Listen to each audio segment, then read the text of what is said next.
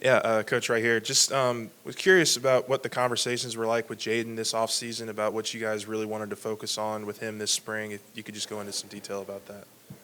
Yeah, I think, when Jayden made the decision to come back, I think there's, a number of things that are on the table for discussion. And, you start with, the physical development, right? Certainly, looking at, how we can put together a plan for his, strength and conditioning. So we went into look, part of this is we had to recruit him back too, right? So we had to give him a comprehensive plan as to, what we were going to do in the weight room, how we were going to continue to develop him, technically as a quarterback, all of those pieces. And then, utilizing the resources that we have here. We have, VR, we have the ability to, train year-round, having receivers here for him.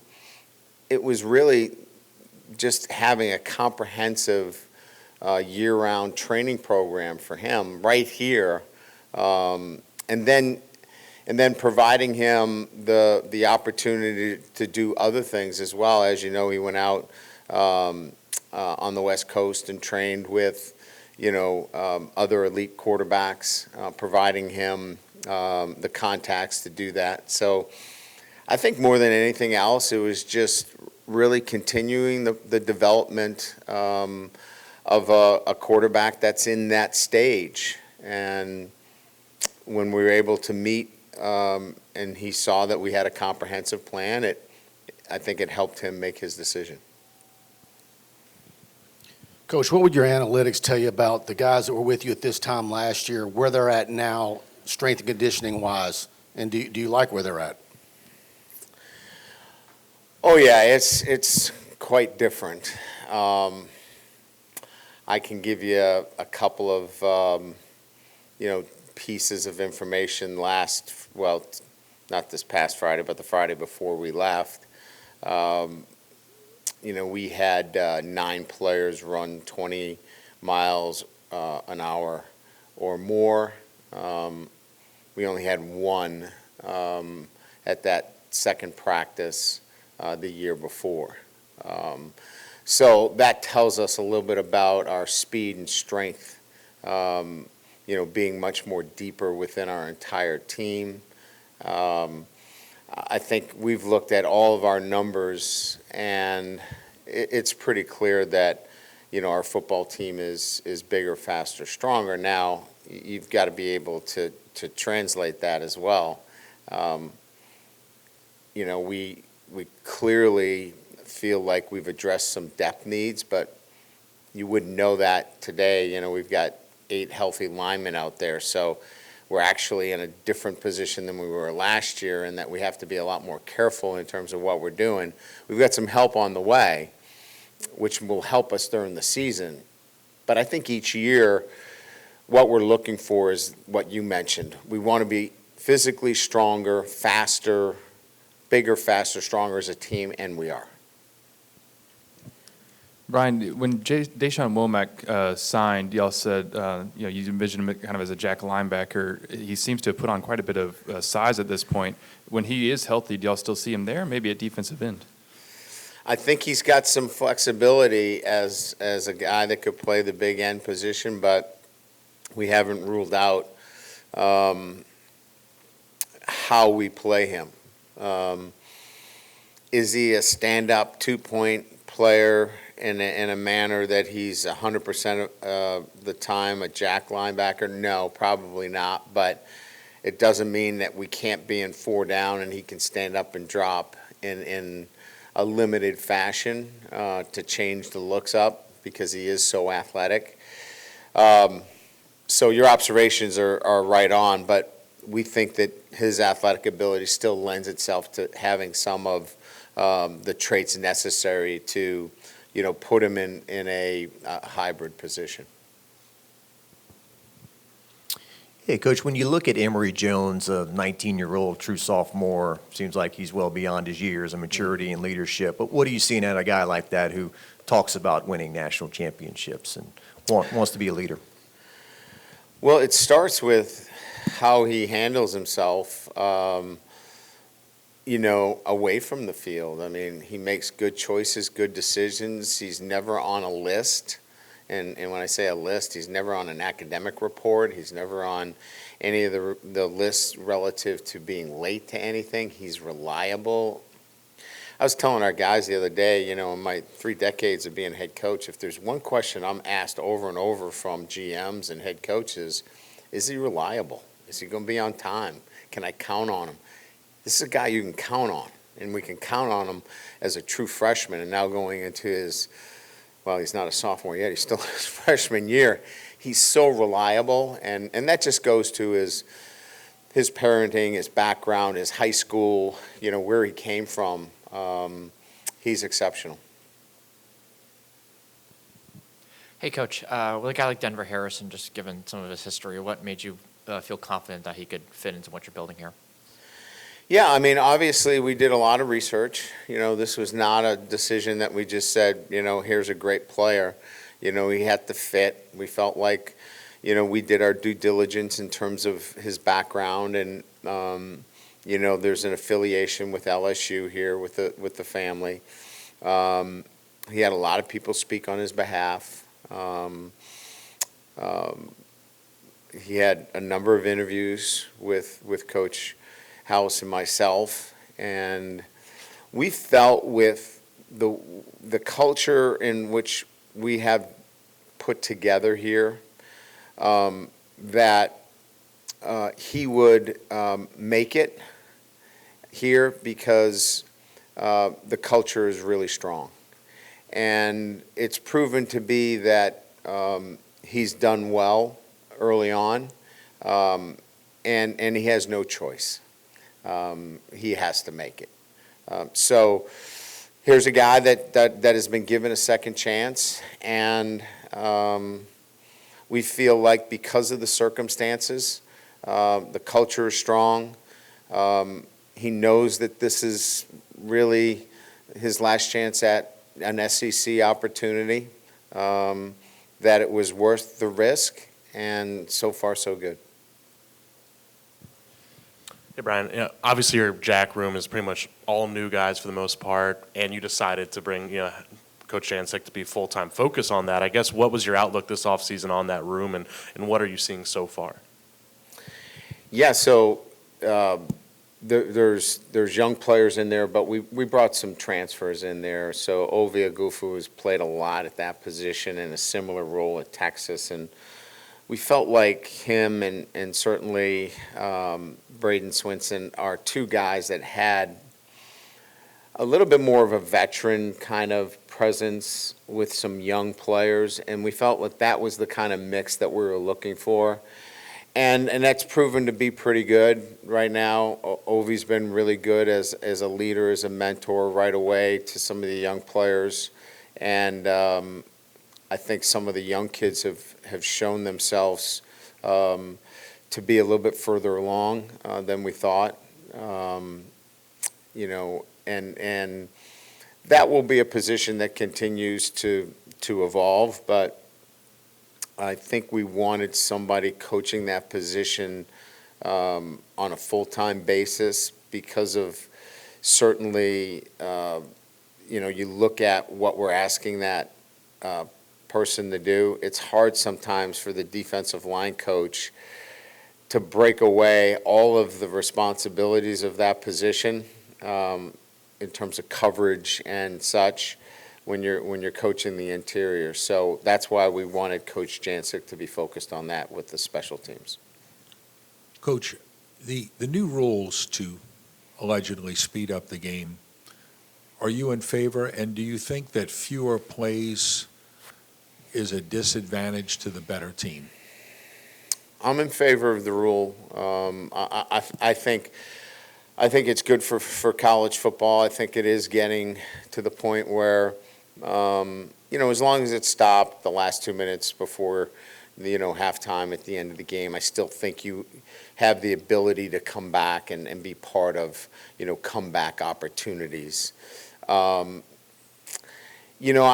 see it this way. The NFL's done a great job of taking every play and maximizing each one of those and each one of those opportunities, whether it be through shifting and motioning and trying to get the defense in positions where they're leveraged. And I really think that offensively, some college offenses have gotten away from that, and they're just trying to run as many plays as they can.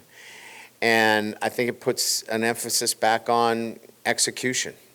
And you better be offense that executes and does a really good job from play to play. And you can't be loose and careless. You have to be focused and really disciplined offensively with these changes. Coach, over here, with the wide receiver room, have you seen Malik in the early goings of the spring kind of step up and show some leadership qualities and taking the reins of that top guy in that room? Maybe you can even throw Brian Thomas in that category as well. No, I think that's Malik as the leader of that room. And look, I mean, I think there's so many things that you have to do on a day-to-day basis to get that. Like, he's made some poor choices, but yet, he makes great choices on a day-to-day basis. And that is, he trains hard. He is a guy that, when it comes to, his academics, he takes care of those things. He's a good teammate. As I said earlier, he's reliable. He's on time. He's a good teammate. He's respectful. So he does have those traits in the room, but he's got to keep doing it. I don't know that we're passing out C's for the shirts right now, but he's showing those kind of markers where people are starting to look towards him as the leader in that room. Yeah, Brian, I know you only had a couple of practices before the break. Have you kind of already looked at maybe position changes for people or certain guys or discussions over last week? Maybe we should look at this guy, this position? Honestly, the only positions that we've made are to function in practice, and that is we moved a couple of guys on the offensive line just so we can, get some good work in practice. I think the only real, and we did that at running back too. We moved Jack at the running back position just to get us through because we're so thin there as well. The only position that opens us up to potentially moving some people around is we have some pretty good depth in the backfield. Is there another safety possibility? Is there somebody that can move around in the backfield? That's yet to be determined. That will be an area that we'll continue to look at because there is some guys there that could possibly play a couple of different positions. I don't know who they are right now, and we'll continue to monitor that. But I don't see anywhere else that really would put us in a position where somebody would move to the other side of the ball. Coach, here on your left, could you just shed some light on how special teams will be coached up and different roles with different guys? Mm-hmm. So John Jancic will coordinate, which will be the voice of what we're doing. And we're not – I was really happy with our scheme. I thought, as I did a deep dive on what we did special teams-wise, we fielded the ball poorly last year. We certainly, we're in a position where a walk-on was our kicker, and he had his moments, but he had some big kicks as well. I thought our punter was excellent. Our long snapper was excellent. So when you talk about the individuals, we had to address kickoff return, and punt return, and who that person was, and I think we went out and did that. But from a schematic standpoint, I like what we do. So there won't be many changes. There'll be some coaching points and some tweaks here and there. So John will be that voice. Lester Erb will stay in his role as an analyst. And let me be clear about analysts. Analysts, can't like go out and coach like one of the 10, but they are allowed now to be more active with the assistant coaches. And so Lester Erb did a great job last year of putting together our game plans, and I thought our game plans were really good. So he'll continue in that role. And then the assistant coaches, and in particular the coordinators, will take an active role and a responsibility in each one of the units. So this is much more of a coordinator who will have the singular voice, but it'll be a team approach to the special teams this year. Hey, Coach, down here, Josh Sibley with One Team Media. You saw Mason Smith run around doing non-contact drills. How important? What's the timetable for his recovery, and how important will it be to get him back in the depth chart? Well, it'll be immense. I mean, we didn't have, look, I mean, we had great edge presence last year, right? It was pretty obvious, like with Harold and BJ.